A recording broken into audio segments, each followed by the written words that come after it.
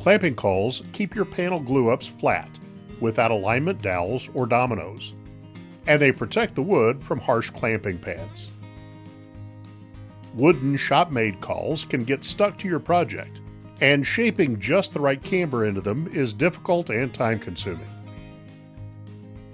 Vertical clamping pressure can go a long way toward aligning the face of your panel, and the camber in Woodpeckers Clamping Cauls delivers 225 pounds when they're clamped flat.